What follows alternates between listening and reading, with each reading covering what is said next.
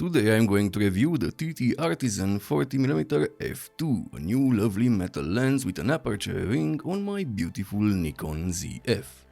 After the really good 75mm f2, a lens I used a lot with my Nikon Zf, TTArtisan now challenged the popular Nikon 40mm f2 with this budget compact lens. Hello everyone, my name is Andrei Dima, I'm a professional travel photographer and I review lenses and cameras in beautiful locations, so if that's your thing, subscribe.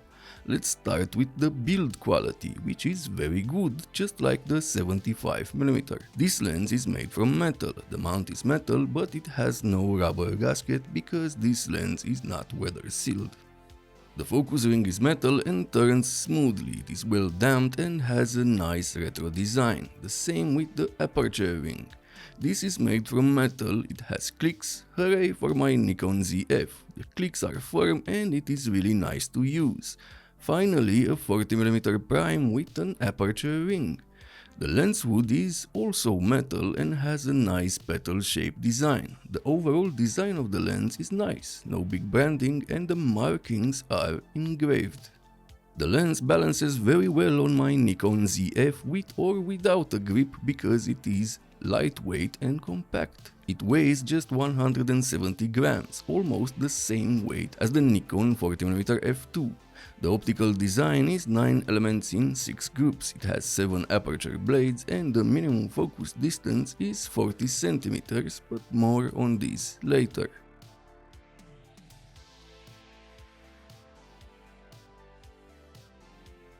The autofocus for photography is fast and while I used the lens, reliable, got just 3 missed shots in very contrasty situations.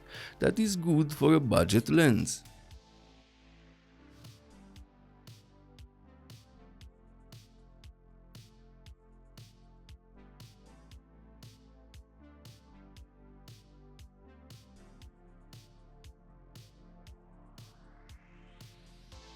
When it comes to video, the same, works well, it is reliable, but it has a bit of focus breathing, as you can see in these examples here. I've seen worse on more expensive lenses, so far so good.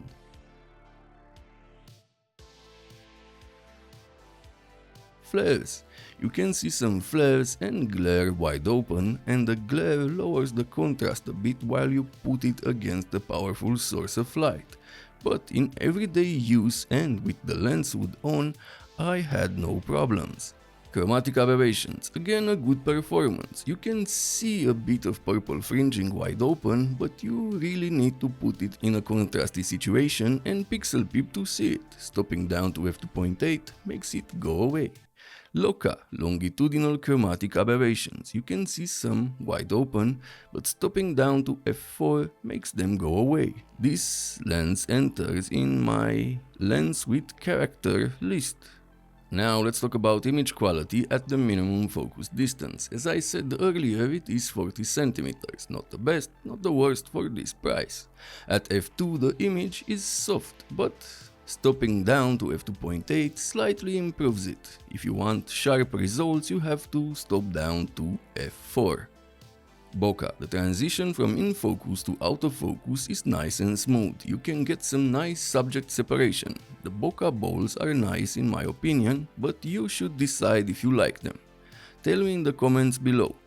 At f2 the image is sharp and with good contrast and details. The corners are soft and dark from vignetting. Stopping down to f2.8 improves the center and slightly the corners. At f2.8 the center and mid-frame are sharp and the corners still soft, but they look decent in my opinion. At f4 the center is sharp as it was at f2.8, but the corners are finally sharper. Stopping down to f5.6 improves the corners even more.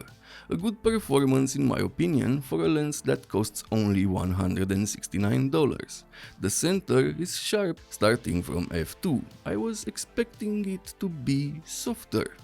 If some images in this review have a slightly yellow to orange tint to them, is because in some days we had ash clouds above the city from fires around Spain, so the lens doesn't have a yellow shift.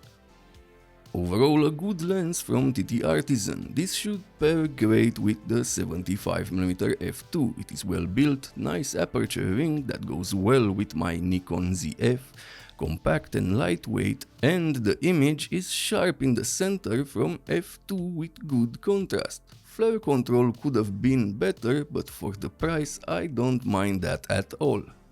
So if you are looking for a lens like this, I can recommend the TTArtisan 40mm f2, and I hope TTArtisan will make a 26 or 28mm lens with the same build quality and aperture ring that with this lens and the 75mm f2 would make a really nice trio.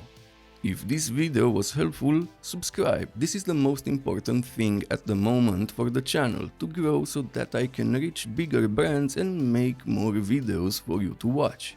And if you want to support the channel even more, use the links in the description at no extra cost to you. Thank you for watching, see you next time.